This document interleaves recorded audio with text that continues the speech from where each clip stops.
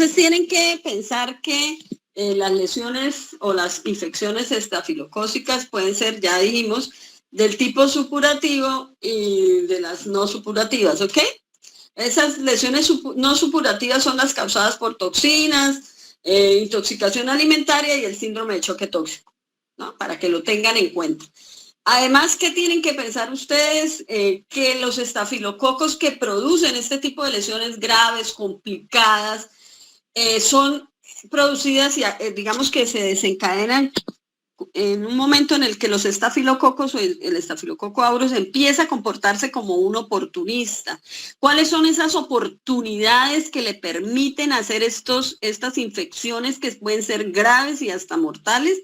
Pues son esas pérdida de protección, esa disrupción de la piel como barrera de protección, esos cambios de pH, por muchas razones. Por ejemplo, una cirugía, un accidente, una fractura abierta, bueno, cualquiera de estos eventos o una enfermedad de base que le dificulte la respuesta inmune, por ejemplo, la diabetes, el VIH, algunos cánceres de piel y complicaciones de este tipo, radioterapias, trasplantes, todo eso le puede vulnerar la respuesta inmune al hospedero y le permite entonces al estafilococo o a los estafilococos comportarse como patógenos. Recuerden también que, pues, por ejemplo, dermatitis aprofiticus y ludinensis se comportan también no con la capacidad de virulencia que tiene el estafilococo aureus, pero sí vienen a coinfectar a pacientes que pueden estar con trasplantes, con algunas hospitalizaciones por algún otro evento y generalmente se asocian en comorbilidades que se adquieren intrahospitalariamente. Entonces, deben tener, digamos, esa imagen de la lesión, que las infecciones estafilocócicas más frecuentes son asociadas a piel y a mucosas y en la piel a los folículos pilosos y a las glándulas anexas, teniendo en cuenta que ese es el hábitat del microorganismo, ¿cierto? Generalmente empiezan localizadas, supurativas, ese punto de supuración por la actividad que tiene y demás, gran cantidad de polimorfonucleares, recuerden que los desencadena y por eso es esa característica de la lesión. Fíjense cómo todo se va uniendo, ¿sí? Si trae gran cantidad, son infecciones de tipo piógeno porque hay una gran cantidad de polimorfonucleares a ese punto donde el microorganismo empieza a multiplicarse y empieza a utilizar los sustratos y a producir toda su batería bioquímica y demás. Entonces pueden extenderse, y ahí es donde se nos empieza a complicar la cosa, porque pueden producir celulitis, linfangitis, linfadenitis y incluso una verdadera fascitis necrosante. Y aquí tenemos que pensar una cosa, que ese evento que permite que el estafilococo se comporte como un verdadero patógeno puede también estarle facilitando a otro microorganismo que está ahí también, que son los estreptos, ¿cierto? Entonces ya la lesión se nos puede volver no de un microorganismo, sino de dos. Y esos dos que están consumiendo oxígeno, que lo están gastando y disminuyendo y aumentando esa anaerobiosis en el sitio, le puede facilitar incluso entonces la actividad a microorganismos de tipo anaerobio. Entonces ya no vamos a tener uno ni dos, sino hasta 3 microorganismos asociados, por ejemplo, a una fascitis necrosante. Y con baja perfusión de oxígeno, porque el paciente puede tener una quemadura, una lesión, puede ser un paciente diabético y demás, y entonces aquí ya la cosa se nos pone bien complicada, ¿sí? Puede entonces, desde ahí, desde esos tejidos y de esas zonas, diseminarse por vía hematógena a otros órganos, produce bacteremias que pueden ser, digamos, temporales o definitivas, y producir una sepsis generalizada. Y entonces ahí es cuando, si su paciente está hospitalizado durante mucho tiempo y está bien complicada, pues esto le agrava el cuadro y se puede producir la muerte, pues ayudarle a complicar el cuadro del paciente. El aureus es el más patógeno, pero el epidermidis es el que más enfermedades nosocomiales produce, sobre todo en cirugías para instalación de prótesis, que es lo que hemos venido conversando desde el principio, ¿no? Pueden estar, digamos que asociados a infecciones de glándulas y producir cialoadenitis, bueno, en fin. Ya hasta ahí tenemos como un panorama de cómo y en dónde se pueden producir las infecciones por estafilococo y además cómo son esas lesiones producidas por los estafilococos, ¿cierto? Ya tenemos un panorama. Bueno, su paciente consulta por ese tipo de lesiones, se hace observación de las lesiones y ahora, ¿qué hago con el paciente? ¿Qué apoyos diagnósticos tengo para, digamos, corroborar esa impresión diagnóstica que usted va a tener después de observarlo y demás? Recuerden, cuadro hemático, porque probablemente va a tener una leucocitosis y eso sí siempre lo van a solicitar. La muestra para cultivo del sitio de la lesión y entonces se toma la muestra del sitio o una secreción o si está cerrada hay que tomarla con punción y extraerla porque pues ese tipo de lesiones están muy asociadas digamos, a la parte blanda y demás, ¿no? Y, en principio, pero recuerden que se puede extender, incluso entonces tiene que solicitar un hemocultivo, que es el cultivo de la sangre, porque usted, por las manifestaciones clínicas de su paciente y por todo el cuadro clínico, pueda tener la impresión diagnóstica de que lo que tiene es una bacteremia y entonces hay que hacer cultivo de la sangre. Como procedimientos diagnósticos, pues hay que tomarlo del sitio con mucho cuidado si es en piel y en mucosas porque tiene microbiota acompañante. Generalmente las muestras pueden ser el frotis del sitio o el exudado, es decir, esa pus que se produce, ya sabemos por qué. Sangre, si está sospechando, pues que tiene que hacer un hemocultivo. Un material que se toma por aspirado de tráquea, de los trayectos fistulosos. Punción raquídea, si la enfermedad ya está haciendo manifestaciones de lesión a nivel del sistema nervioso central. Las puntas de los catéteres o cuerpos extraños para ver si hay que reemplazar esas válvulas o esa prótesis de cadera y de rodilla que a veces sucede y se contamina y empieza a aparecer lesiones. A veces empieza a aparecer y hacer manifestación de la infección cerca del tiempo quirúrgico, pero a veces, perdón, del tiempo, no el tiempo quirúrgico, sino del momento de la cirugía, o a veces aparece 6 meses después, o incluso se han encontrado infecciones y contaminaciones por estafilococos hasta 1 año o año y medio después de las cirugías de reemplazo de cadera y de rodilla. Obviamente hay que recogerlos en tubos estériles, generalmente evitando aplicadores o torundas. Los hemocultivos, nosotros vamos a hablar cómo se hacen los hemocultivos, pero hay que tomar sangre directamente y eso tiene su manera de hacer el cultivo y la identificación propia se le dan medios de cultivo que permitan el crecimiento del microorganismo que está en la vía hematógena. Hay que hacer una coloración de Gram. Siempre en microbiología lo primero que se hace es coloración de Gram. Recuerde, el cultivo y el antibiograma dura 3 días porque hay que sembrar la bacteria, permitirle que crezca, hacerle bioquímicas de identificación. Hoy en día pues hay paneles de PCR y todo eso.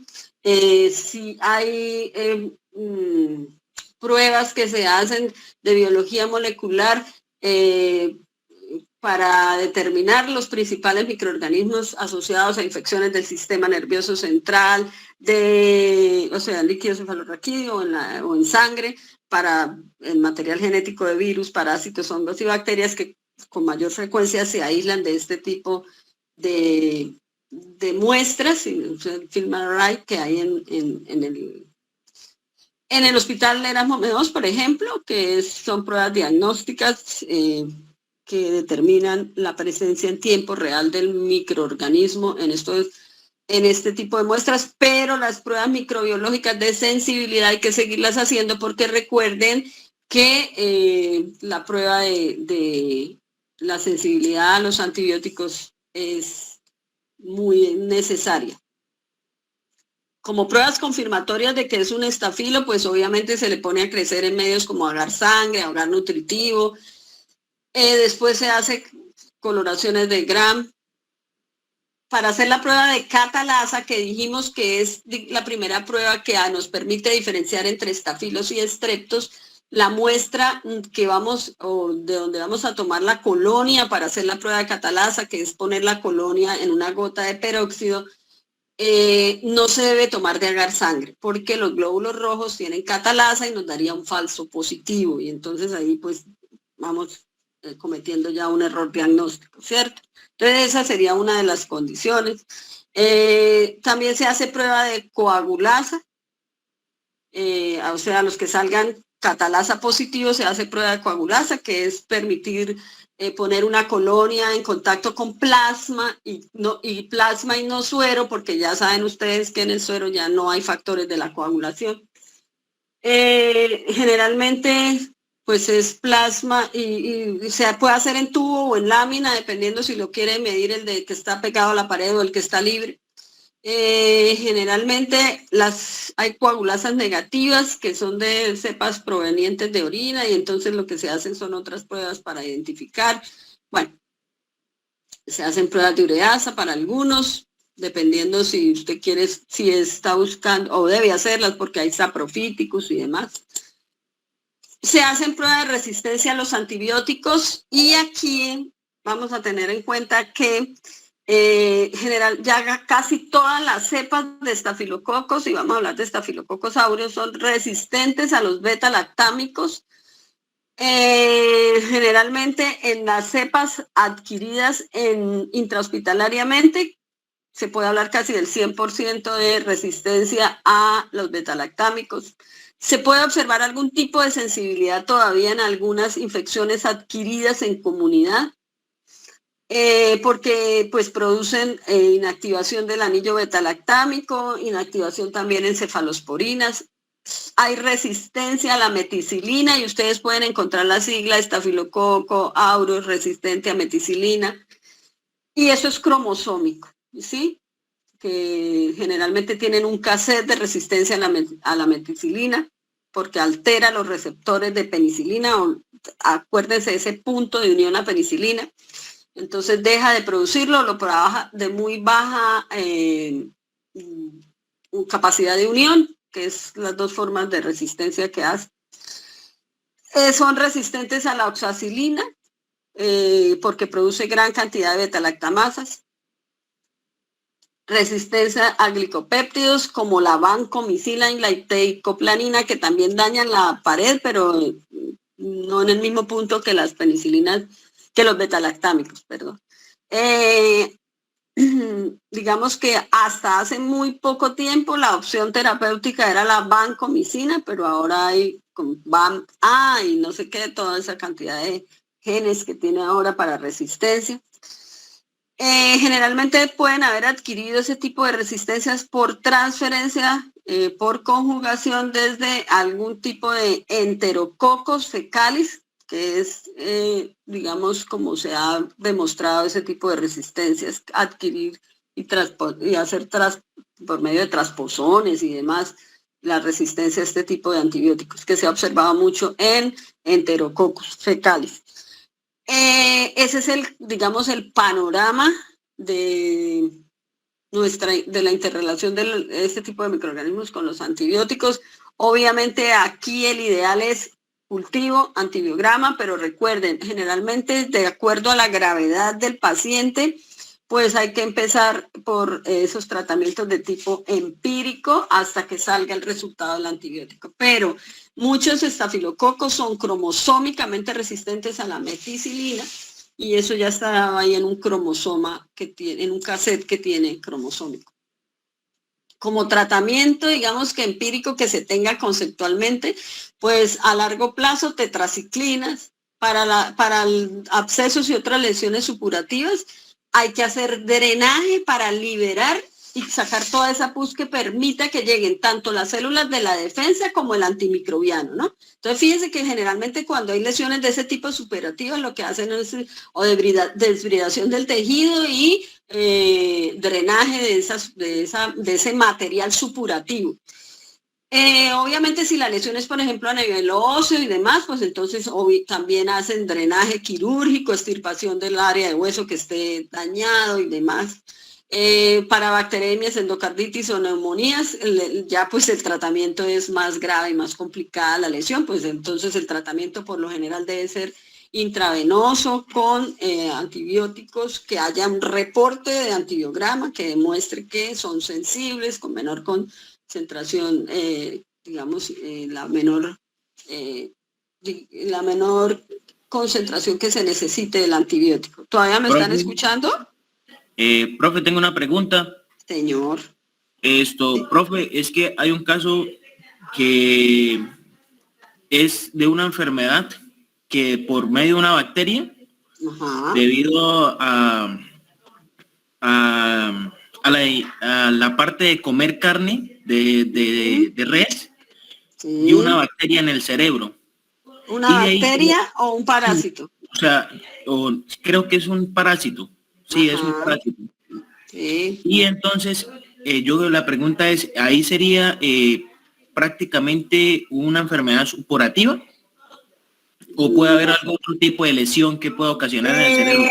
Si es por tenia, que la tenia que nosotros adquirimos, los seres humanos podemos adquirir por el consumo de carne de cerdo mal cocida y que el cerdo esté contaminado por esa forma del parásito.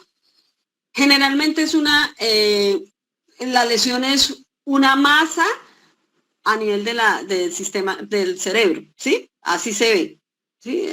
Se forma un quiste, es un quiste que va desplazando, pues, el espacio que necesita el quiste va desplazando nuestra masa ahí.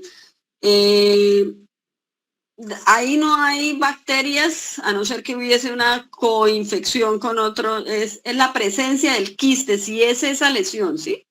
Porque si es una lesión por este tipo de bacterias, las lesiones son supurativas, ¿no? Y vamos a ver después meningitis producidas por estreptococos, meningitis producidas por bacterias asociadas a este tipo de presentaciones clínicas que sí son supurativas.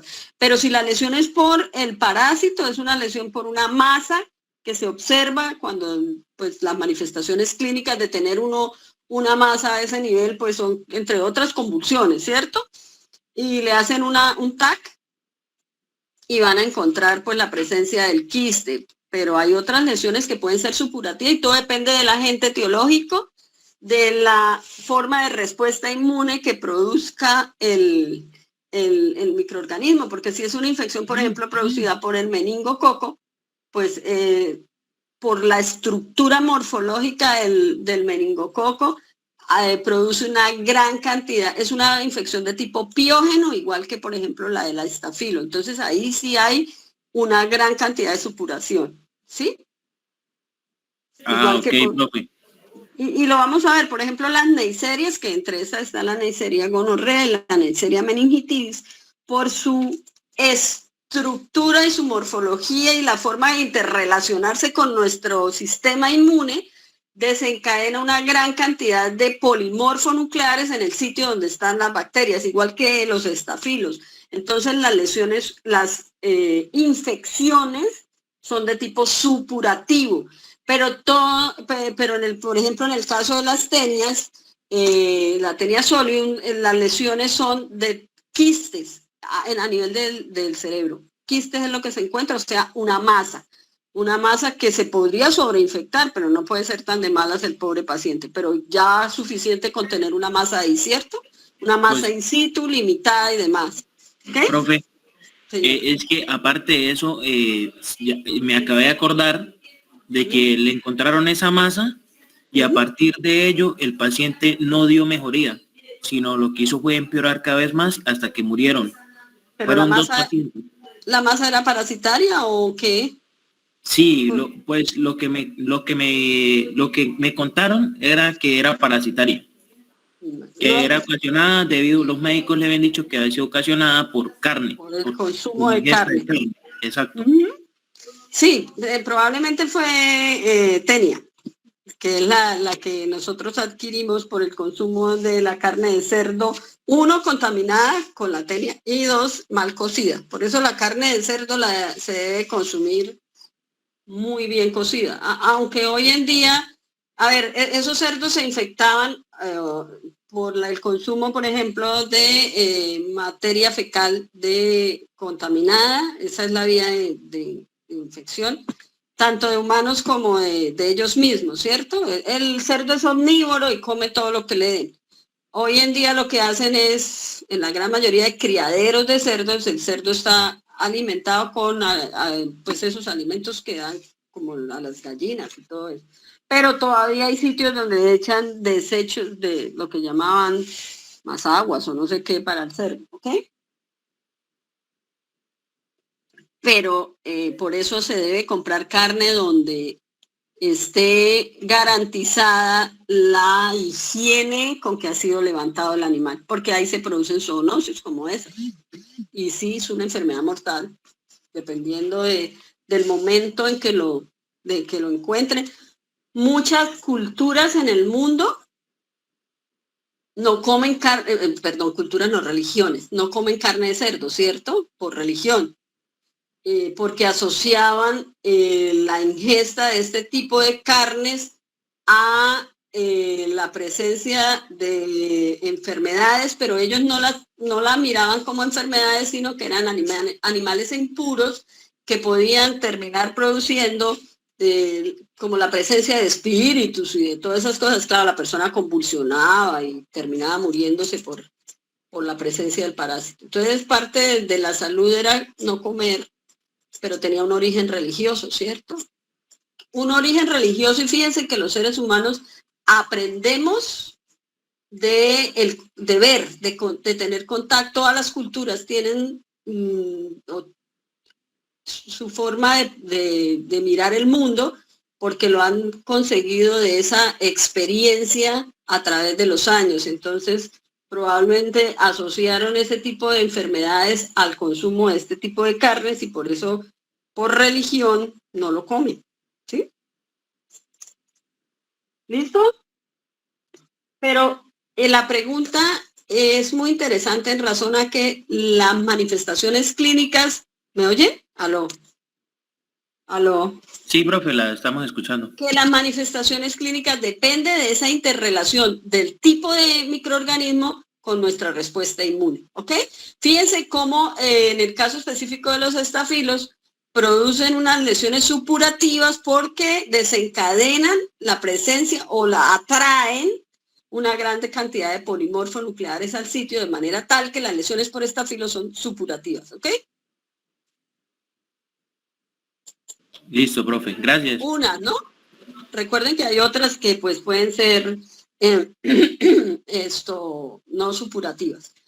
Ya pues para diferenciar de la parte, digamos, de la expresión del fenotipo de las especies de los estafilos, se hacen pruebas de diferenciación, como el crecimiento en algunos medios.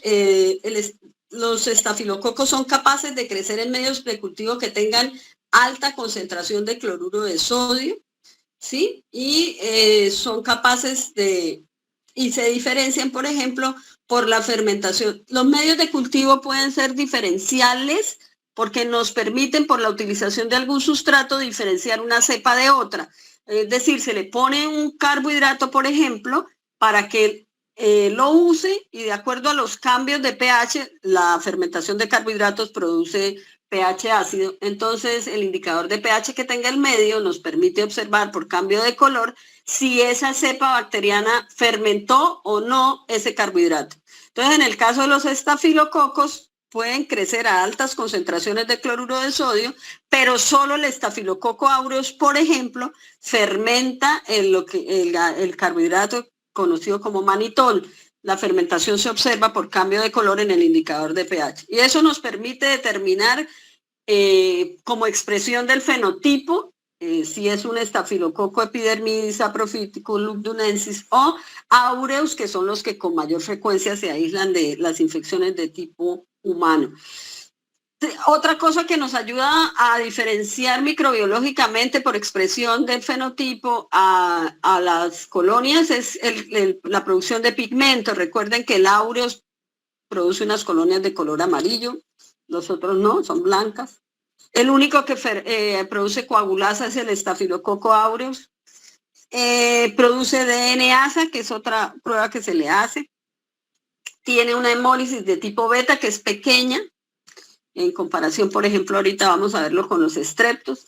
Y el que son sensibles a la naobiosina, a excepción del saprophyticus, que es resistente a la naobiosina. Y obviamente hoy en día están las pruebas moleculares, PCR, para determinar ampliación de ácidos nucleicos, que también es otra forma de identificar, pero pues necesitamos todavía la parte de pruebas de sensibilidad. Hay algunos defectos y enfermedades que alteran nuestra respuesta frente a la posibilidad de una infección con estafilo, ya sea esas personas con este tipo de enfermedades más susceptibles a infecciones con estafilococos y son personas que generalmente pues pueden tener riesgo de enfermedades con este tipo de microorganismos, enfermedades como el cáncer, el alcoholismo, el que haya habido una infección previa con otro tipo de microorganismos, por ejemplo, no microorganismos, pero por ejemplo infecciones con virus que vulneran nuestras barreras de protección, entonces eso puede facilitar una coinfección o una posterior infección. La utilización de antibióticos, digamos, también, que hace que haga una resistencia a esos mismos antibióticos. La diabetes cetoacidótica, artritis, algún tipo de gamaglobulinemia de tipo congénito. Y entonces hay otra cosa que puede hacer, digamos, susceptible o con un riesgo de una infección, como digamos, hipocomplementariedad, y es baja acción de la fracción C3 y CB5 del complemento. Eczemas, cirugías, quemaduras, suturas, catéteres, prótesis, esos pacientes que están de cúbito durante mucho tiempo y no los voltean y entonces vienen y les salen úlceras posturales. Por ejemplo, las úlceras en las, ¿cómo se llaman? Cuando las venas están muy grandes, ahora se me olvidó. Y se producen esas rupturas de los vasos sanguíneos y quedan esas lesiones, esas pueden ser colonizadas por este tipo de microorganismos. Entonces, los estafilococos, digamos que se comportan generalmente como un oportunista, como factores de riesgo para el desarrollo de celulitis e infecciones de tejidos blandos, que son en donde con mayor frecuencia se pueden encontrar este tipo de infecciones, son por traumatismos, y lo hemos venido hablando, laceraciones, quemaduras, abrasiones, fracturas, mordeduras, ¿no? Porque fíjense que pues ahí perdemos la protección de la piel, entonces eso ya nos dejó fregados frente al microorganismo. En las personas que usan drogas recreativas con jeringas, ¿cierto? Intravenosas, diabetes, insuficiencia arterial, linfedema, insuficiencia renal, cirrosis, neutropenias, la mastectomía radical con algunas disecciones, pues vaciamiento axilar, y la disección de la vena safena por varices y demás. Entonces, esos son, digamos, como factores de riesgo para el desarrollo de infecciones de tejidos blandos. ¿Y qué pueden encontrar ustedes en el paciente que les sugiera como evidencia física la posibilidad de una fascitis necrosante? El crecimiento rápido del área de infección, entonces esa área eritematosa, con aumento de la temperatura, con ampollas violáceas, un color rojo purpúrico de la piel, empieza a ponerse indurada y con algunas zonas pálidas dentro de la misma zona de infección, el dolor o tumefacción que no comparece con la celulitis, el dolor es más grande que la posibilidad de celulitis, y obviamente algún tipo de manifestaciones sistémicas tóxicas y el síndrome séptico como tal. Entonces ya listo. ¿Tienen hasta aquí alguna pregunta? Entonces, doctora, sí señor, dígame. Respecto al este tipo de microorganismos, no se podría confundir con la vía de transmisión del tétano, pues por lo que también es por lesiones. Sí, pero la vía de transmisión sí, o sea, el riesgo de un trauma que por implantación, ¿cierto? Usted tiene un trauma en piel y listo. Las manifestaciones del Clostridium tetani, digamos, el Clostridium se multiplica en la zona donde ingresa. Las lesiones pueden producir una respuesta inmune en el sitio de la lesión que simule eso, pero usted tiene, pues hay que hacer, pues sí, es una lesión supurativa en un principio, con dolor, con enrojecimiento, con todo lo demás. Lo que pasa es que la infección por el tétano pues no se extiende concéntricamente, por ejemplo, como una gran celulitis.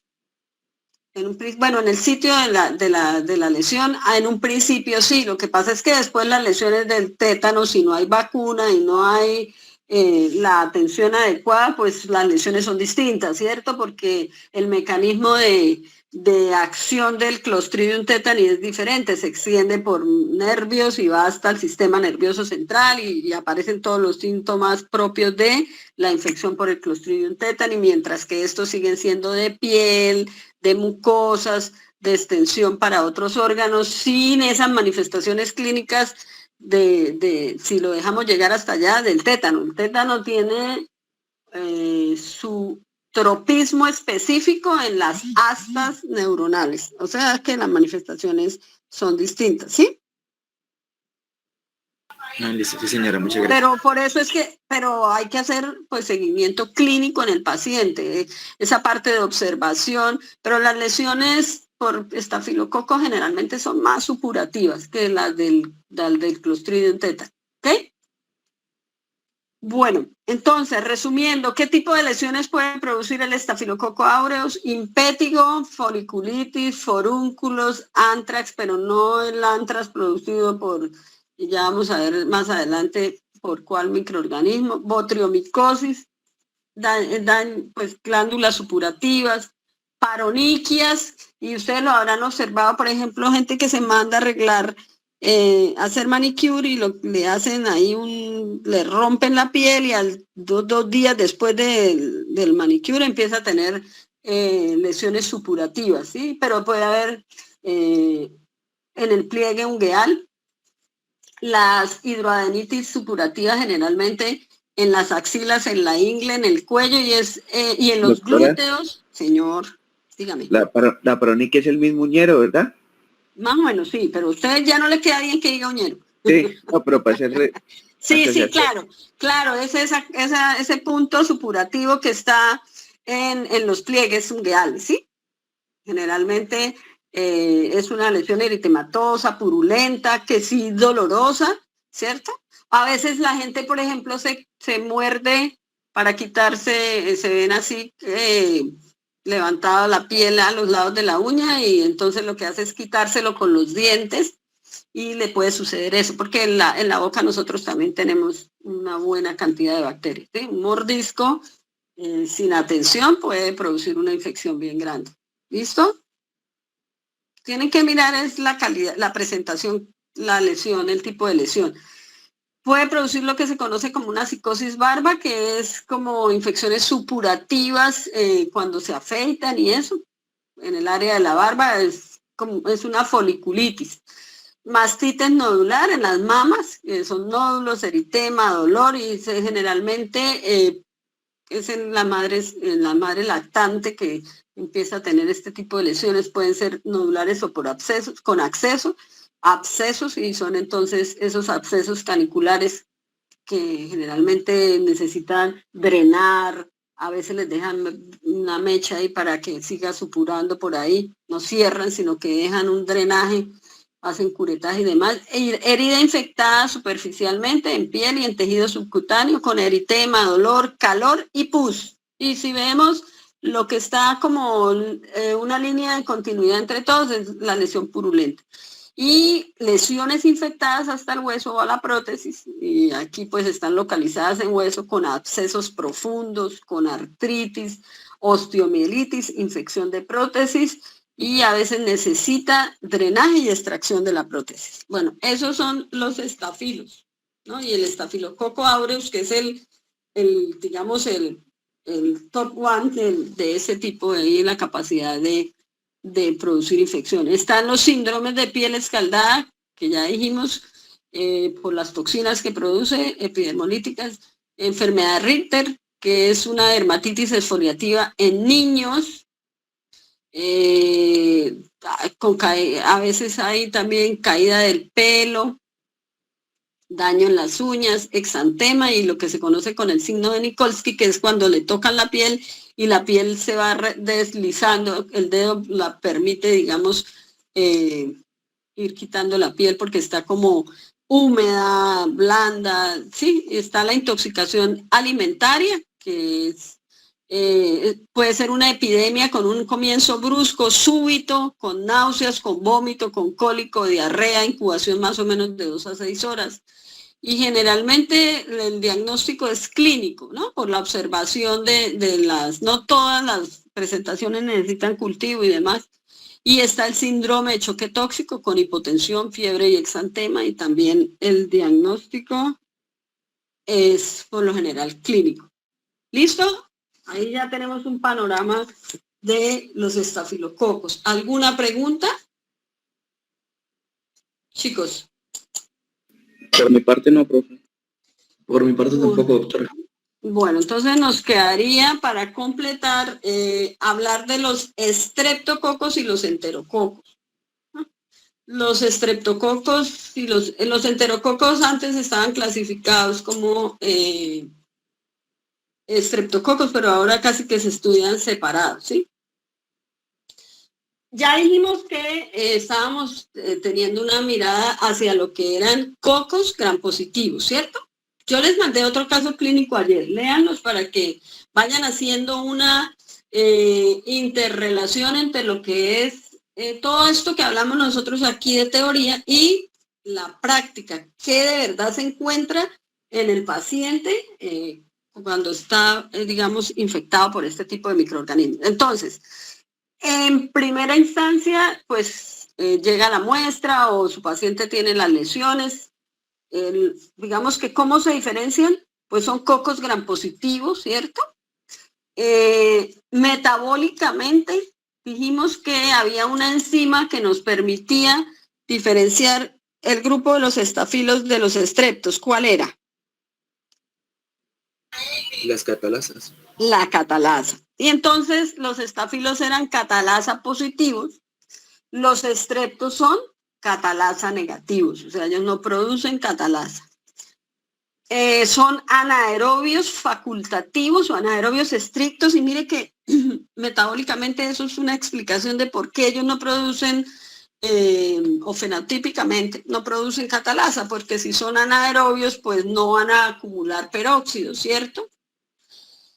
Tienen los ácidos lipoteicoicos y teicoicos que le ayudan a adherirse al epitelio, y tienen una proteína de pared que es encargada de la virulencia, ¿sí? Entonces, digamos que esa es como una de las características. Hoy en día la identificación mucha se hace por PCR, por ampliación de los ácidos nucleicos. Lo que les digo, hay equipos que determinan el tiempo en 6 horas, digamos, del turno de la mañana al mediodía, ya saben por qué se determinan la presencia del material genético de los principales microorganismos asociados a bacteremias, a infecciones del sistema nervioso central, enfermedades diarreicas y demás, o sea que eso, pero pues todavía hay cómo identificarlos por la expresión del fenotipo. Eso que uno mide con pruebas bioquímicas, con pruebas enzimáticas y demás, está midiendo o determinando la expresión del genoma del microorganismo. Ese cromosoma circular, doble cadena, cerrado en la gran mayoría de las especies, pues tiene una manera de expresarse, así como nosotros somos algunos blancos, otros menos blancos, más morenos o menos morenos, altos, bajitos y demás, que es el fenotipo. Pues las bacterias también tienen fenotipo, que es la expresión si necesita oxígeno o no lo necesita. Se sigue usando todavía la clasificación de los estreptococos por el potencial que tengan de la relación con los glóbulos rojos.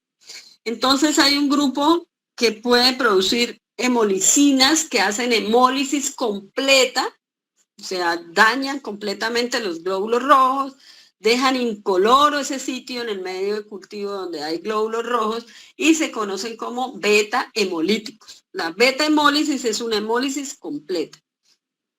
Y ya vamos a ver, a ese grupo pertenecen, digamos, el Streptococcus pyogenes, que es como el compañero del Staphylococcus aureus en el potencial de patogenicidad.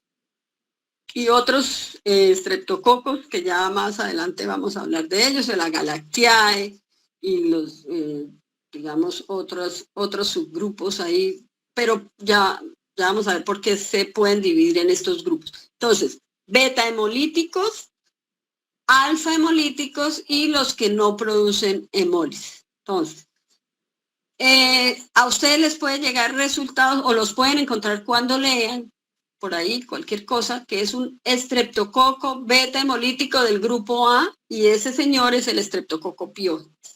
Y entonces, digamos que hacen una verdadera hemólisis y además se pueden, con otras,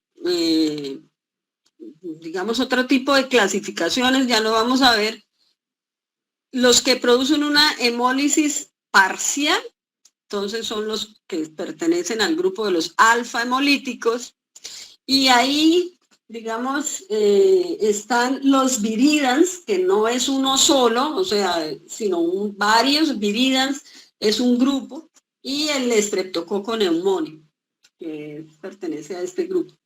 Y están los gamma hemolíticos, que son los que no producen hemólisis, y los enterococos, hay unos que son alfa hemolíticos, otros beta hemolíticos y otros gamma hemolíticos. Otra clasificación que se les puede hacer a los beta hemolíticos, o sea, los que hacen hemólisis completa, es la basada en el carbohidrato de pared, de acuerdo al carbohidrato que tengan. Y se llama la clasificación de Landsfield. Una señora que fue la que encontró esos carbohidratos en esos estreptococos beta hemolíticos y hizo una clasificación en serogrupos de la A a la H y de la K a la B, V, a la B pequeña. ¿Listo? Entonces ustedes pueden encontrar beta hemolíticos del grupo A, beta hemolíticos del grupo B, beta hemolíticos. Algunos se repiten en los grupos, ¿no? Porque pueden tener el carbohidrato pues compartido. Está el grupo, entonces tenemos para estreptococos hemólisis y para los beta hemolíticos la identificación del carbohidrato que tienen en la pared que permitió que los agruparan en una clasificación que se llama el grupo de Landsfield. Entonces ahí nos permite ver que está el beta hemolítico del grupo A, que es el Streptococcus pyogenes, el beta hemolítico del grupo B, que es el Agalactiae, y los del grupo C, que están X sub X, bueno, y hay un montón de Disgalactiae y Agalactiae, que son, digamos, como los que con mayor frecuencia. En los enterococos tienen carbohidrato de pared y nos permitía clasificarlos ahí dentro del grupo de Landsfield como del grupo D, que son los enterococos fecalis, faecium, durans, bovis y equinus. El bovis y el equinus son beta hemolíticos del grupo D, y están también pues F, H, K y N, que pueden encontrarlo ustedes como anginosus, sanguis, salivarius, Lactis y Cremoris. Algunos de ellos pues también pueden ser alfa-hemolíticos y demás. El Disgalactiae presenta antígeno para el grupo C, G y L, y el Anginosus presenta antígenos para el grupo A, C, G o F, fíjense. Entonces comparten carbohidratos, porque ahí lo que uno identifica es el carbohidrato. Los que con mayor frecuencia están produciendo infecciones son los beta-hemolíticos del grupo A, B, C, F y G y los del grupo D, ¿ok?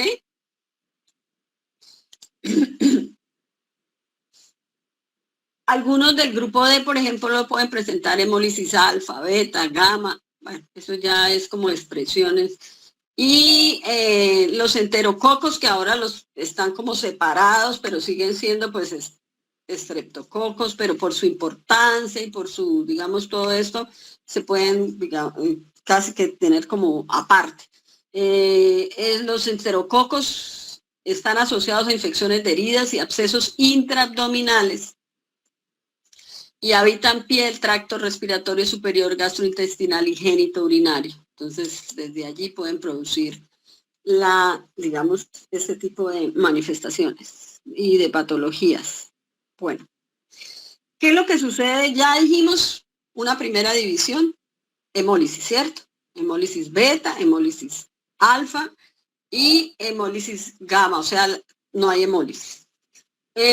Los beta hemolíticos tienen otro elemento, otro componente que nos permite otra clasificación, que es la clasificación de Lansiel, o sea, hemólisis, presencia de carbohidrato. Los alfa hemolíticos no tienen ese elemento que le permite incluirlos dentro de la clasificación de Lansiel. Clasificación de Lansiel es para los beta hemolíticos y algunos gamma hemolíticos, pero sí, bueno.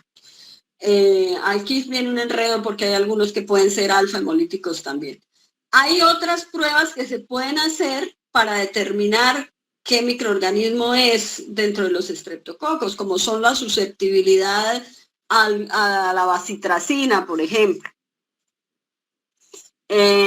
Los que, por ejemplo, digamos, si son susceptibles a la bacitracina, si son resistentes al trimetropin sulfa, hay otras pruebas como son la prueba de CAM, que lo que mide es el potencial de hemólisis y generalmente lo que hace, eso sirve para determinar y digamos, identificar estreptococo beta hemolítico del grupo B, que es ahora se me trabó la lengua. Generalmente lo que hacen es aumentar el potencial de hemólisis del Staphylococcus aureus, que dijimos que era beta hemolítico, pero cuando se cultivan en el mismo medio el estreptococo beta hemolítico del grupo B, junto con el estreptococo, con el Staphylococcus aureus es capaz de producir una beta hemólisis más grande. Entonces eso se llama el factor CAM, que es otra prueba que se les puede hacer. Entonces ese sería el grupo de pruebas para determinar la expresión del fenotipo. Hoy en día, pues además de eso y para ahorrar tiempo y claro que son pruebas más costosas y demás, pues se pueden hacer pruebas de PCR. La biología molecular, digamos que cambió mucho ese tipo de identificaciones porque son más sensibles, más específicas y el material genético de cada uno es de cada cual y no se confunde. Aquí a veces fíjense como una clasificación de Lansiel puede ser compartida por varios, incluso con alfa hemolíticos, con algunos que tienen tanto beta hemólisis como alfa hemólisis, pero digamos, los más importantes a nivel de la patogénesis humana, que son el piógenes, el del estreptococo beta hemolítico del grupo B, pues no tienen confusión con otros tipos de clasificaciones. Son beta hemolíticos, tienen el carbohidrato que permite la clasificación del Lansiel siempre en ese grupo, y estas otras pruebas, tanto la susceptibilidad a la bacitracina como la resistencia al trimetropin sulfametoxazol. Entonces eso es lo que nos permite ir haciendo ese tipo de clasificación. ¿Listo?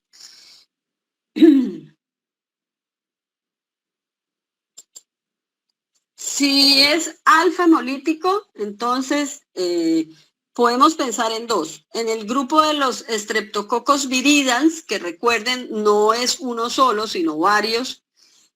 Aquí ya entonces nos tocaría hacer pruebas diferentes porque tienen otra forma de expresión por utilización de algunos elementos. Por ejemplo, se hace la prueba de optoquina para determinar si es alfa hemolítico, coco gram positivo, catalasa negativo, alfa hemolítico, sensible a la optoquina, probablemente es un Streptococcus pneumoniae, porque los viridans son resistentes a la optoquina. Entonces es una prueba que se hace, la sensibilidad a la optoquina. La optoquina es un derivado de la quinina, se impregna un sensidisco, se pone en un medio de cultivo. ¿Y cómo interpreta uno las sensibilidades a esas sustancias que están impregnadas en un sensidisco? Por el halo de inhibición. Entre más lejos del sensidisco crezca el microorganismo, quiere decir que es sensible, muy sensible. La sensibilidad es directamente proporcional al tamaño del halo. Es igual con los antibióticos. El sensidisco está impregnado del antibiótico, se pone sobre el medio de cultivo y el antibiótico se difunde a través del medio de cultivo. Entre más grande sea ese halo alrededor del sensidisco, es decir, entre más lejos crezca el microorganismo, quiere decir que es más sensible. Es decir, el microorganismo no es capaz de acercarse al sensidisco. De otra forma, crece en toda la caja, ¿cierto? Porque no hay quien lo detenga, llena toda la caja. Pero si es sensible a ese antibiótico que está, o a esa sustancia como la optoquina, que está difusa por el medio, pues que es directamente proporcional al tamaño del halo, la sensibilidad. Y así es como se miden ese tipo de, o se interpretan ese tipo de sensibilidades. Entonces, si es coco gram positivo, catalasa negativo, alfa hemolítico sensible a la optoquina, esa coco que está en esa muestra de ese paciente probablemente es un neumococo. Otras pruebas que se le pueden hacer, por ejemplo, si ya estamos pensando que es sensible a la optoquina, entonces hay que hacerle otras pruebas, como son la capacidad de solubilidad en bilis. El neumococo es soluble en bilis, o sea, se daña ahí en la bilis, ¿sí? En el desoxicolato sódico, digamos que permite el fenómeno de autólisis por una enzima que hidroliza la pared del neumococo. También se puede hacer fermentación de inulina y demás, que son las pruebas bioquímicas. Esas son pruebas de determinación del fenotipo. Cada día se irán usando menos, porque a veces pueden... pero pues bien hechas, bien interpretadas, han servido hasta hoy en día, ¿cierto? Entonces, ya vimos cómo se pueden diferenciar y clasificar los estreptococos. Hay estreptococos beta hemolíticos, hay estreptococos alfa hemolíticos y hay estreptococos gamma hemolíticos y los enterococos, ¿cierto? Digamos que ¿cuáles son los tipos de enfermedad que pueden producirse por estreptococos? Enfermedades en el sitio por donde entra o donde crece el microorganismo, porque muchos pueden ser parte de nuestra microbiota.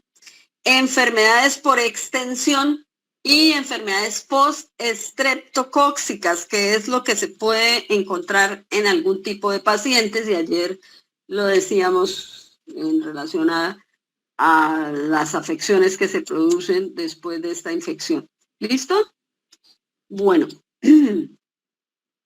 los gamma hemolíticos, algunos pues los podemos considerar como los enterococos, ¿cierto?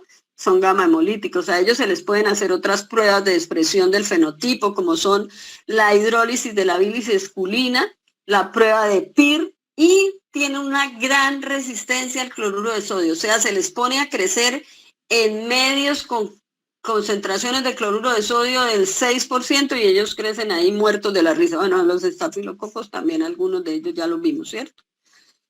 Esas serían las pruebas bioquímicas para identificación cuando, pues, de este tipo de microorganismos en las muestras del paciente. ¿Listo? Bueno, entonces vamos a hablar de uno muy famoso, que es el estreptococo alfa hemolítico, sensible a la optoquina, que se puede, es soluble en bilis, y estamos hablando de el neumococo.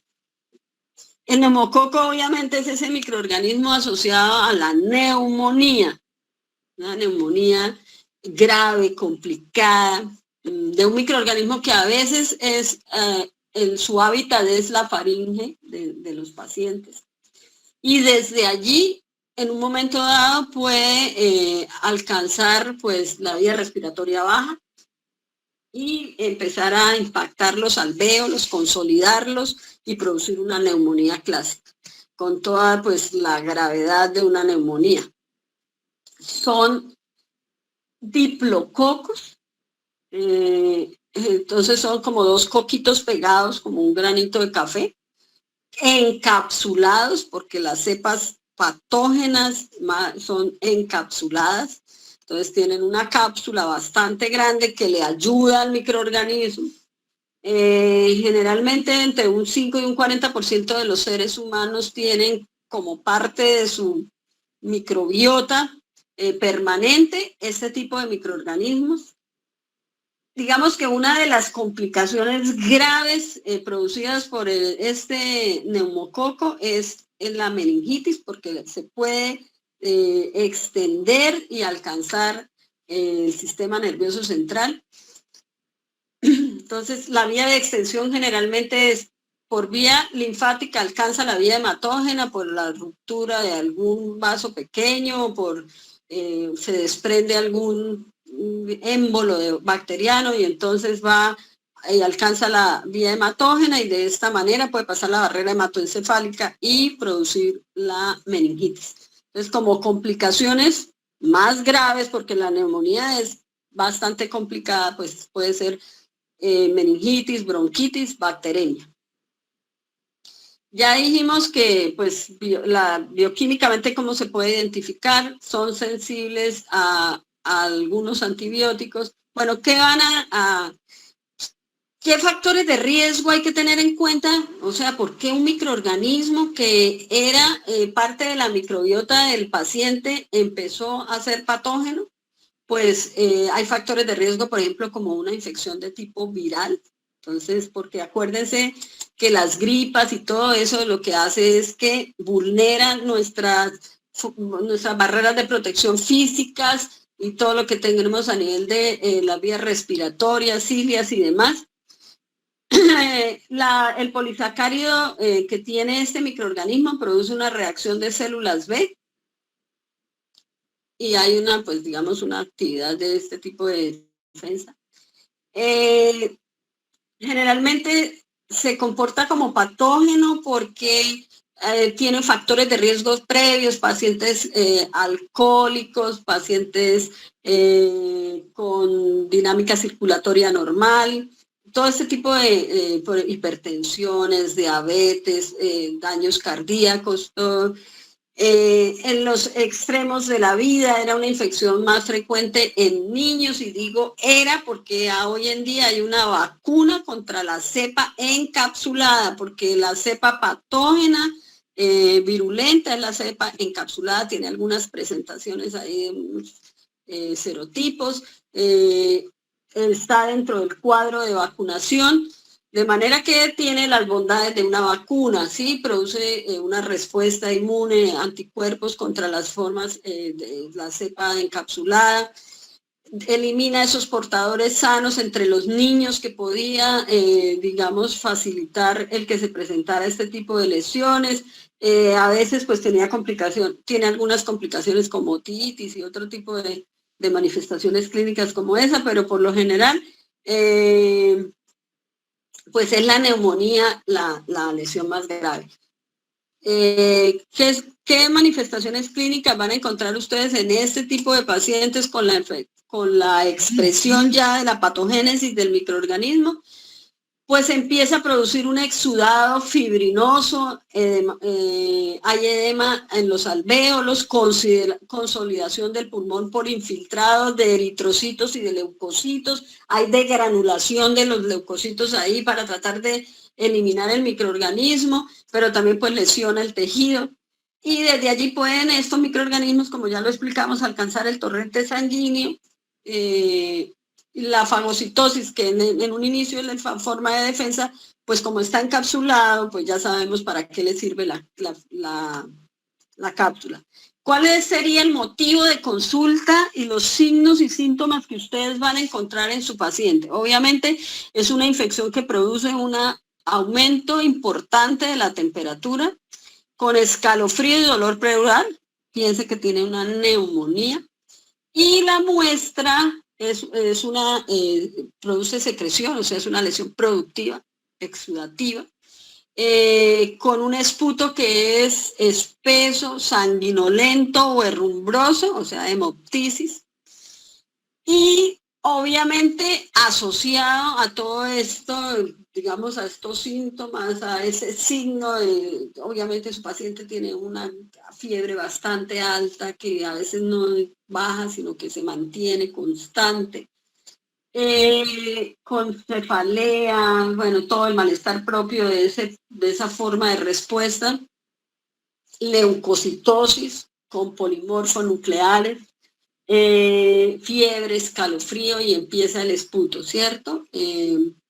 Ahí pues entonces hay que tomar la muestra, colorearla, buscar el agente etiológico que está produciendo eso. Además de eso, puede producir como asociarse a meningitis, que ya dijimos que digamos es lo que nadie quiere que le suceda, y menos si es un niño, ¿no? En ningún estadio de la vida, pero menos a un niño, porque deja secuelas permanentes, a veces motoras, cognitivas y demás. Endocarditis y artritis séptica. Muchos microorganismos hacen como esa parte de una infección a nivel de las articulaciones, como extensión de la lesión. Entonces la infección por neumococo es una enfermedad grave, complicada, que hay que hacer el diagnóstico rápido, placa de rayos X, TAC, todo este tipo de, incluso ahora hacen PET, que es una tomografía, pero digamos de mayor resolución, encuentra cosas más pequeñas porque empieza desde la parte de ácidos, de la parte nuclear, del agente etiológico, entonces a veces se encuentra un in situ cuando apenas se está produciendo la enfermedad. Al esputo pues se le hace coloración, se puede hacer cultivo. Para determinar la presencia de la cápsula se hace una prueba que se llama la prueba de Coelum, que no es más sino la palabra lo que describe es un aumento de tamaño, una hinchazón de la cápsula para poderla observar. Acuérdense, son diplococos encapsulados, entonces eso es lo que tenemos que buscar. Se hace un cultivo en agar sangre con CO2, porque pues recordemos que tiene un potencial ahí de anaerobiosis. Como tratamiento era muy sensible a las penicilinas, pero pues ustedes ya saben cómo se van comportando las bacterias en relación a los antibióticos. El ideal es un antibiograma para la concentración mínima inhibitoria y la sensibilidad más específica, es decir, a qué microorganismo es sensible. Le van a hacer el reporte sensible, resistente, ¿no? Todo eso que ya vimos, intermedio y demás. Entonces, ese es el neumococo, estreptococo, alfa hemolítico, sensible a la octoquina, soluble en bilis, y lo otro, la parte clínica. ¿Qué va a encontrar usted en el paciente? Pues probablemente tos, fiebre, disnea, astemia, adinamia, ¿cierto? Porque es un paciente que está respirando con dificultad, tiene fibrosis, edema, impactado los alvéolos, el pulmón, entonces obviamente el intercambio de oxígeno CO2 no es el adecuado, su paciente pues tiene estertores y todos esos ruidos que ustedes de la consolidación y demás, y de ese abordaje clínico pronto, rápido, adecuado, pues depende del que no haya complicaciones como las que ya dijimos. ¿Cuál? Meningitis, nadie quiere que se le complique así, endocarditis, artritis séptica. Hay que hacer rápido, placa de rayos X para mirar el consolidado, todo lo que hay a nivel de pulmón propio de una neumonía. Tomografía. Obviamente hoy en día en Colombia, digo yo, no sé, está dentro del protocolo de vacunación, es decir, cuando el niño cumple ya los 5 años, tiene todo dentro de todas esas vacunas, la vacuna contra el neumococo. ¿Listo? Cepa encapsulada porque es la que es patógena y ya sabemos por qué. ¿Listo? Bueno. ¿Dónde vamos? Bueno. Ahora vamos a los beta hemolíticos. Coco gram positivo, catalasa negativo, beta hemolítico. Y ahí dijimos que había otra clasificación, que es la clasificación de Lancet por el carbohidrato de pared. Contienen antígenos del tipo A, o sea, para unos determinados carbohidratos que nos permite clasificarlo dentro del grupo A, que es el Streptococcus pyogenes. Entonces ya vimos, es un anaerobio facultativo, tiene una cápsula de ácido hialurónico, es susceptible a la bacitracina, resistente al trimetoprim sulfametoxazol, y forman parte de nuestra microbiota a nivel de la orofaringe y el árbol respiratorio. Ahí pueden estar. Y generalmente, ¿cuál es esa? Así como la lesión del estafilococo aureus era esa lesión supurativa y demás, la lesión más característica y con la que ustedes, o cuando la ven, tienen que decir, esta lesión, por esas manifestaciones clínicas, es una lesión de Streptococcus pyogenes, que es la faringoamigdalitis. Generalmente. Y por eso es tan fácil la infección entre personas que habitan juntas o que están juntas, los niños que juegan juntos y demás, porque están las gotas de saliva, ¿cierto? Entonces, cuando uno habla, pues libera saliva, cae en las mesas, en los pupitres del colegio, en las manitas se llevan la saliva, le agarran las manos al amigo, le hablan, soplan el ponqué del cumpleaños y demás. ¿Listo? Entonces ahí está. Tiene una proteína M que es indicativo de patogenicidad porque evitan fagocitosis, produce una sustancia T, produce nucleoproteínas. Él tiene un gran potencial de patogenicidad. O sea, produce toxinas y enzimas. ¿Y lo relacionamos con quién? ¿Con quién se da la mano? Con su amigo Staphylococcus aureus. Incluso comparten espacios y están ahí y se unen los dos para maximizar la lesión, impactar al paciente. Produce unas streptocinasas que hacen la opción contraria a lo que hace la coagulasa en el estafilo, que es convertir el plasminógeno en plasmina y puede disolver coágulos intravasculares. Y se usa este derivado en los seres humanos en terapias de personas que han tenido accidentes cerebrovasculares y tienen traumas que les dejan formación de coágulos en sitios que no se pueden drenar, operar y demás. Entonces lo que le dan es un medicamento, este tratamiento con esta sustancia. Pero pues al microorganismo le sirve porque va disolviendo esas formas de que se podrían limitarlo y se va extendiendo, ¿cierto?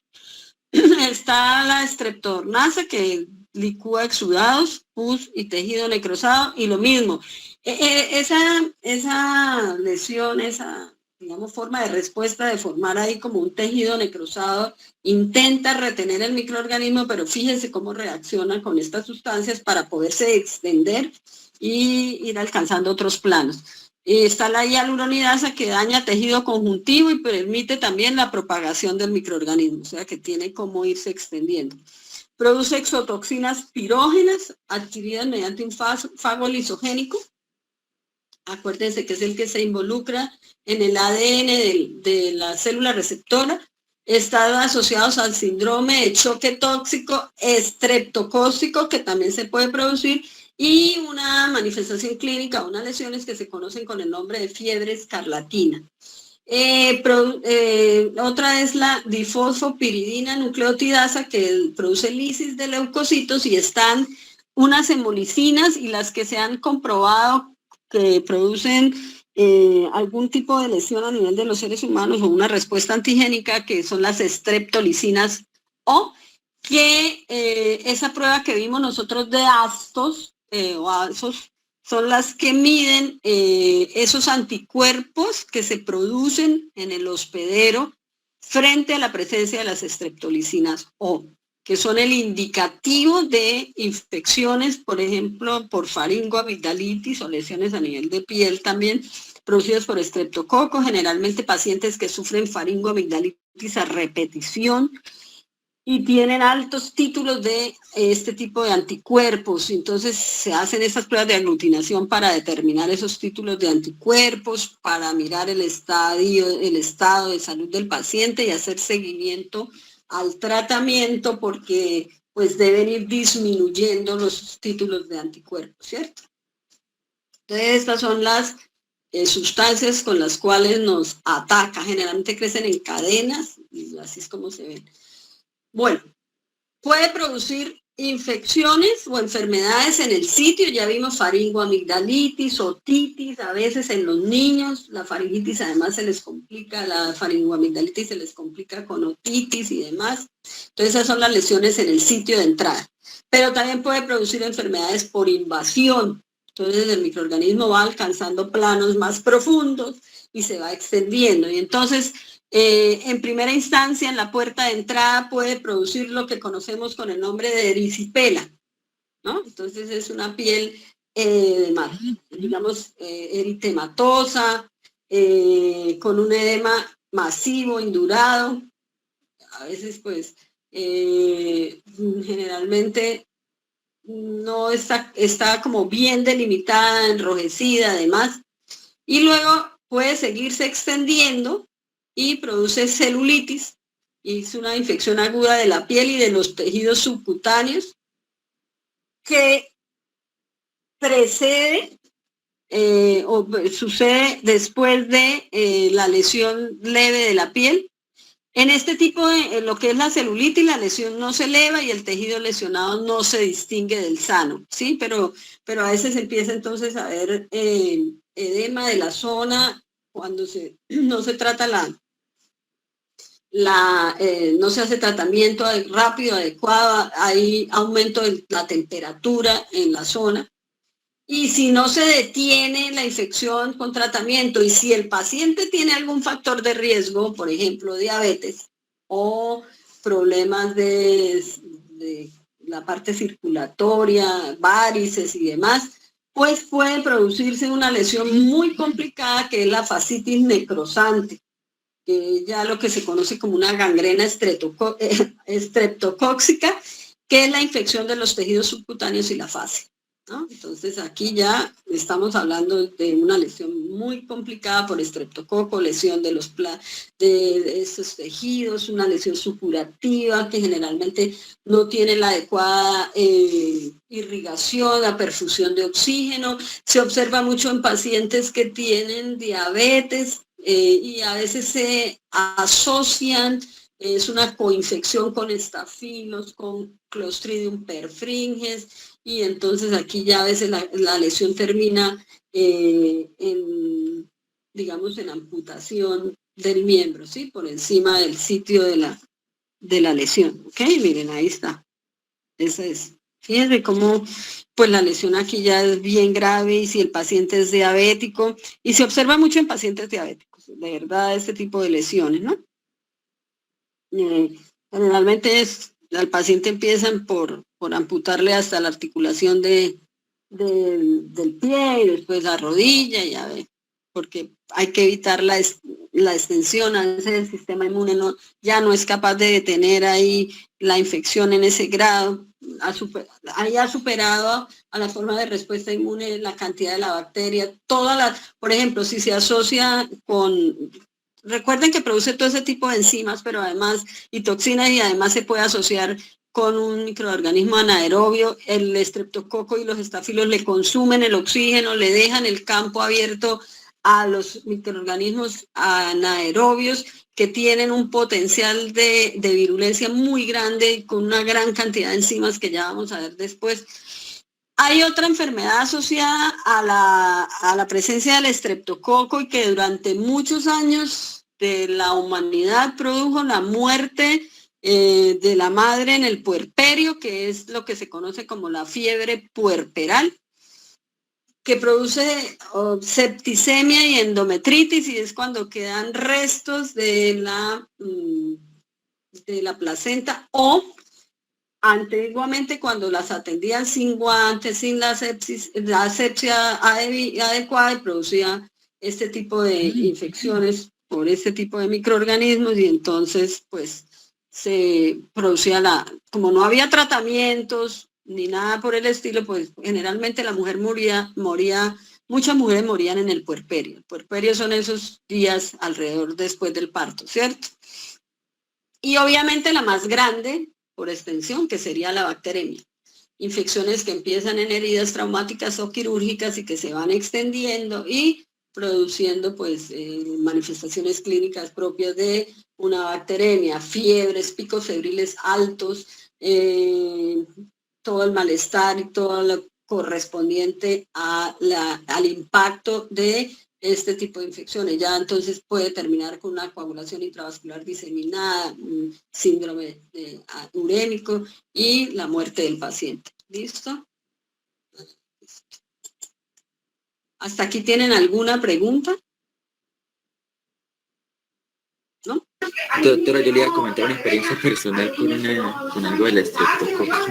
Sí. Es que yo, pues cuando tenía 4 años, yo fui infectado por Streptococcus pyogenes, pero los doctores decían que era porque yo consumí cosas del mar, porque es que en mi casa comían de eso bastante cuando era pequeña, entonces de ahí yo tuve la infección, pero utilizaron muchos antibióticos y ninguno me hacía pues efecto hasta que utilicé, creo que fue la streptomicina.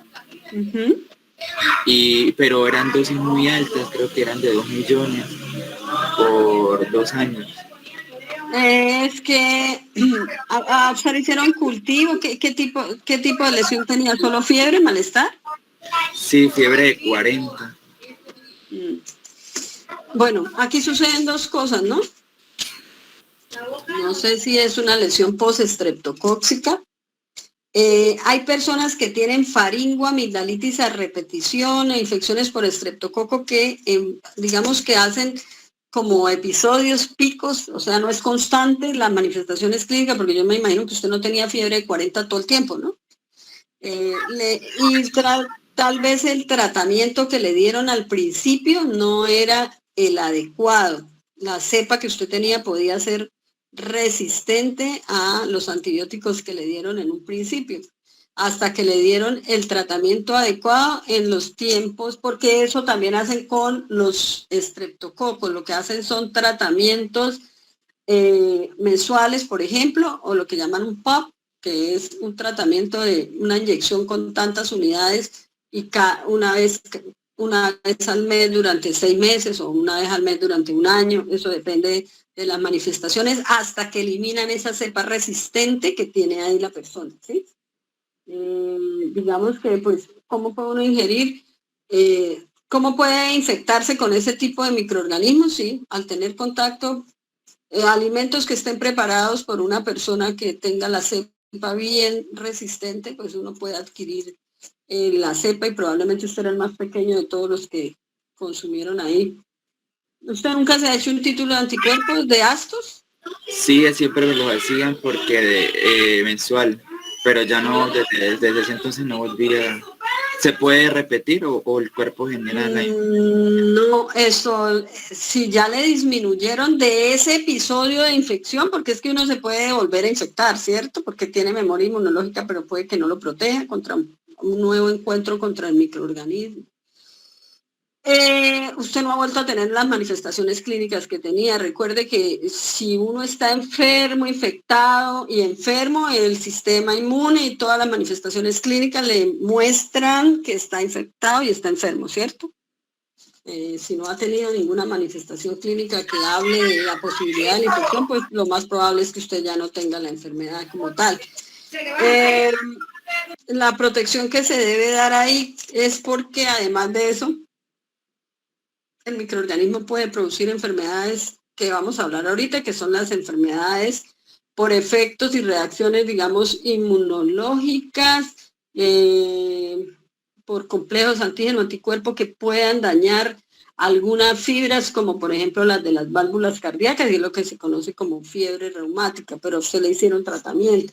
Eso se observa mucho cuando al paciente con faringitis y faringoamigdalitis a repetición no le hacen un tratamiento adecuado y le queda una enfermedad por acción del estreptococo o de la presencia de la infección del estreptococo. ¿Listo? Pero sí, si usted no tiene, señor. A los 7 años me hicieron me quitaron las amígdalas. Entonces, porque yo también después de eso tenía periodos constantes de amigdalitis. Entonces por cepas resistentes. Y eso que hoy en día casi no hacen amigdalectomía, ¿no? Pero no sé, anteriormente cuando uno hacía episodios de faringoamigdalitis repetidos, le sacaban las amígdalas y hasta ahí le llegaba el problema, ¿cierto?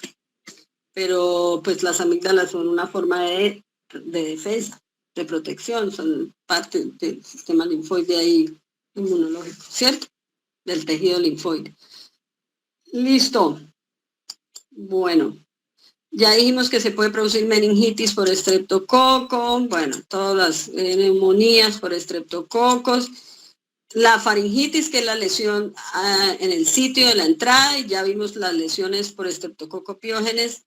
Enfermedades e infecciones locales como son la faringitis estreptocóxica o la faringoamigdalitis estreptocóxica y la pioderma, que es el impético, que son lesiones en la piel, generalmente en la cara, se observa mucho en los niños. Y ya las infecciones invasivas por estreptococo, como son el síndrome del choque tóxico. Y las enfermedades post-estreptocóxicas que aparecen después de una infección por estreptococo, generalmente se conocen pues por complejos antígeno-anticuerpo que se depositan y el sistema inmune a veces confunde, por ejemplo, la parte de los músculos, las fibras de los músculos o de algunas, por ejemplo, de las válvulas, el sarcolema y eso, y hace pues un ataque por anticuerpos a este tejido y produce un daño de las válvulas que se conoce como el nombre de fiebre reumática, que es la complicación que sucede después de una infección por una faringitis estreptocóxica, digamos, daña el tejido cardíaco. Hay manifestaciones de la fiebre reumática como dolores articulares a repetición y como en aumento. Obviamente pues daña las válvulas y la parte cardiorrespiratoria del paciente pues se ve afectada. Se observaba, digamos que la incidencia era muy alta antes del uso de los antibióticos, porque muchos niños sufrían faringoamigdalitis a repetición y sin tratamiento, pues lo más probable es que quedara afectado con este tipo de patologías que pueden llevar a la muerte del paciente porque daña las válvulas. Y si no había cómo cambiar las válvulas, no habían antibióticos, lo más probable es que pues ese paciente empezaba a tener dificultades digamos, en la parte cardiorrespiratoria, con afecciones en la marcha, terminaba postrado por dificultad respiratoria hasta que iba a tener la muerte del paciente. Todavía se encuentran episodios de eso, se observa mucho en países en vía de desarrollo, en el tercer mundo, donde no se hace un seguimiento, un tratamiento y unos tratamientos para eliminar este tipo de microorganismos. La otra patología postestreptocóxica es la glomerulonefritis, que se presenta después de infecciones en la piel, un depósito de complejos de antígeno-anticuerpos sobre la membrana basal glomerular y hay hematuria, proteinuria, daño del glomérulo y pues afección del riñón. Entonces, fíjense cómo es de importante el diagnóstico pronto, adecuado de este tipo de infecciones, porque puede dejar secuelas que pues pueden producir la muerte del paciente, ¿cierto? Entonces, hay que tener siempre pendiente y presente la identificación rápida de ese tipo de infecciones, faringoamigdalitis o infecciones en piel por estreptococo. Por ejemplo, las lesiones, traumas en piel, las personas que, por ejemplo, se caen de las motos y al caer sobre el pavimento se rompen la piel. Ahí, en en ese evento traumático pueden adquirir infecciones por estreptococos a nivel de piel y esas personas van a tener títulos de antiestreptolicinas altos y hay que hacerles tratamiento para evitar este tipo de infecciones postestreptocóxicas, porque ya vimos que el estreptococo piógenes pues puede producir todo esto, ¿cierto? Igualmente, pues entonces lo principal, el examen físico, la observación clínica del paciente para identificar este tipo de síntomas en el paciente.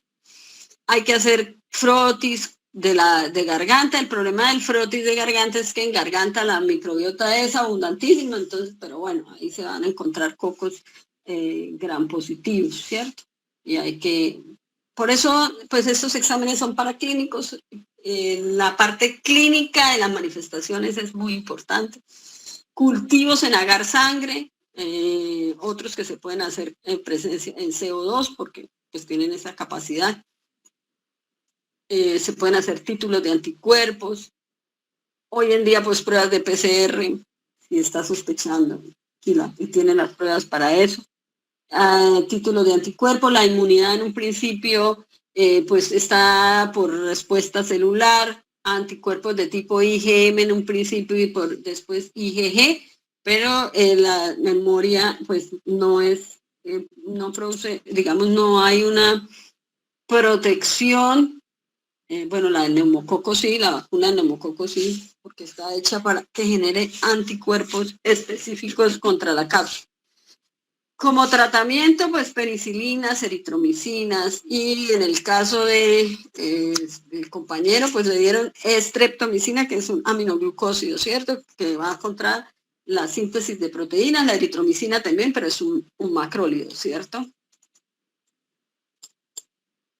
Eso generalmente, a la faringoamigdalitis en un principio a uno generalmente le dan tratamientos empíricos hasta que ya pues la cosa se va complicando y demás.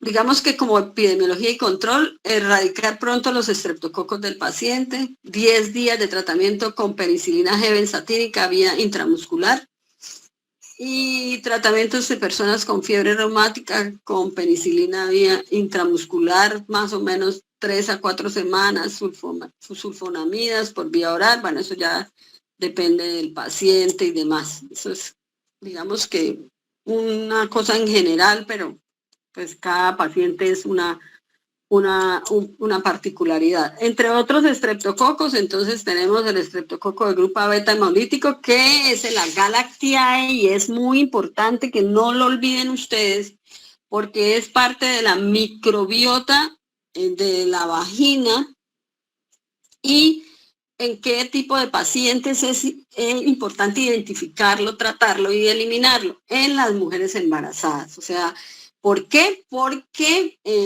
al no hacerse un adecuado control del embarazo, pues no se le hacen los exámenes propios a la embarazada.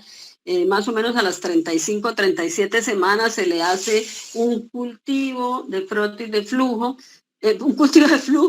y se determina si hay este tipo de microorganismos, porque hay que hacerle tratamiento para evitar la infección del producto del embarazo, que puede suceder al pasar por el canal de parto, ¿cierto? Y infectarlo y producir una sepsis fulminante, un síndrome respiratorio o un meningitis. Entonces hay que proteger al producto del embarazo del estreptococo beta hemolítico del grupo B, que es el Agalactiae. Recuerden que entre otras pruebas, las pruebas que se hacen para identificar. Obviamente, pues el tratamiento será el que diga el protocolo en relación a que es una embarazada o al que suministre el antibiograma que se le hace. Acuérdense, en el control del embarazo, 35 a 37 semanas se le toma una muestra de flujo y se hace un cultivo. ¿Para qué? Entre otras cosas, porque a la mujer pues hay que cuidar a la embarazada y hay que cuidar al producto del embarazo, ¿cierto? Esos son metas muy importantes de salud pública y hay que tenerlas en cuenta. Generalmente, pues digamos un tratamiento empírico, ampicilina vía intravenosa a la madre en trabajo de parto si no se le ha hecho este tipo de tratamiento. Entonces, digamos que ese hay que tenerlo siempre en el radar a ese microorganismo. Los estreptococos del grupo C y G, y estoy hablando de estreptococos beta hemolíticos del grupo C y G de la clasificación de Landsfield, habitan en nasofaringe, producen faringitis, sinusitis bacteriana y bueno, siempre están ahí presentes. Está el estreptococo bovis, que es flora intestinal normal, en ocasiones está asociada a la presencia y a la producción de endocarditis. ¿Listo? Y está Streptococcus anginosus, que son microbiota normal de la faringe y del colon. Y están los viridans, ¿se acuerdan? Alfa hemolíticos, resistentes a la optoquina. Pero es un grupo, no es solamente que diga uno Streptococcus viridans y entonces es uno, no señor. O sea, ahí está Streptococcus mitis, mutans, salivarius, sanguis y otros. Son frecuentemente alfa-hemolíticos, lo que no quiere decir que sean estrictamente alfa-hemolíticos, y aquí es donde la cosa se puede estar empezando pues un poquito complicada. Son microbiota normal del tracto respiratorio alto y pueden alcanzar la vía hematógena y producir y estar asociados a endocarditis agudas y subagudas. Y entonces ahí pues les complican la vida al paciente y al médico, ¿cierto? Digamos que en pacientes que tengan algún problema a nivel de válvulas y demás, ellos como que se asocian, agravan el cuadro y demás, sobre todo si el paciente ha estado hospitalizado, digamos, esa es la forma de alcanzar la vía y producir ese tipo de patologías. Hay otros que, como el Streptococcus mutans, que son los que producen las caries. Entonces nuestras caries están producidas por este tipo, entre otros, por este tipo de microorganismos que están ahí, se eliminan con una buena higiene oral y pues ahí es donde empiezan las cosas. Y están los enterococos, que recuerden, son cocos gram positivos, catalasa negativos, son parte de la microbiota intestinal. Normalmente no son hemolíticos, aunque a veces puedan ser alfa hemolíticos. Son positivos a PIR, crecen fermentan la bilis esculina, crecen en altas concentraciones de cloruro de sodio y el gran problema con los señores enterococos es que se han hecho emergentes, prevalentes en una serie de infecciones nosocomiales, digamos que sobreinfectan pacientes con enfermedad, con colitiasis, con cirugías a nivel de la cavidad abdominal, y entonces son resistentes a un gran número de antibióticos. El fecalis, que era el más común en las infecciones enterocócicas de este tipo, están asociados a unas coinfecciones alcanzadas y obtenidas en las UCIs, generalmente porque se puede transmitir de persona a persona, entonces una persona la puede, digamos, llevársela a un paciente que esté hospitalizado. Se han asociado y se han aislado en meningitis y bacteremias en neonatos y en endocarditis en adultos, y digamos que los sitios más frecuentes de donde se aísla son en infecciones, en heridas en conducto biliar y sangre y desinfecciones del sistema urinario, ¿no? Ahí, esas son, digamos, también los sitios con mayor frecuencia de la infección por este tipo de microorganismos. Como tratamiento, pues aquí el ideal es un antibiograma y un cultivo, porque pues se les ha encontrado resistencia a los cefalosporinas, a las penicilinas, a los monobactámicos. Generalmente se pone más de un antibiótico, uno que sirva contra la pared y otro que sirva contra la síntesis de proteínas, generalmente un aminoglucósido como la streptomicina. Es como, digamos, una opción terapéutica empírica.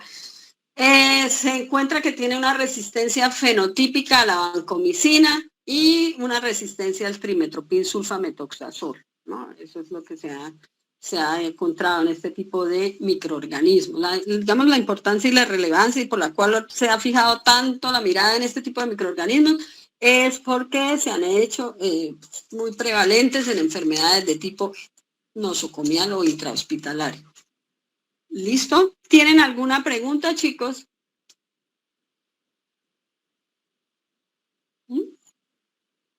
Por mi parte no, Doc. No sé, mis compañeros. No, doctora. No, doctora. Bueno, ahí está, pues ustedes tienen que echar una leidita y profundizar en el tema, ¿no? Yo les dejé unos casos clínicos que vamos a analizar el miércoles. Yo creo que el quiz lo dejamos para el martes. Yo no sé si en la plataforma se podrá hacer, ahora estoy con la duda. ¿Listo? Vale, profe. Bueno. Listo, doctora. Bueno, entonces nos encontramos el martes, vamos a escuchar a los chicos que nos van a hablar el martes y demás. Estudien porque no sé si será el martes, el miércoles, pero bueno, algún día de la otra semana tenemos quiz. Lo iba a hacer mañana, pero con esa plataforma así como loca. ¿Listo? Listo, doctora. Bueno, cuídense. Listo, doctora. Chao. Buen día. No, señor. Chao. Buen día. Lo mismo.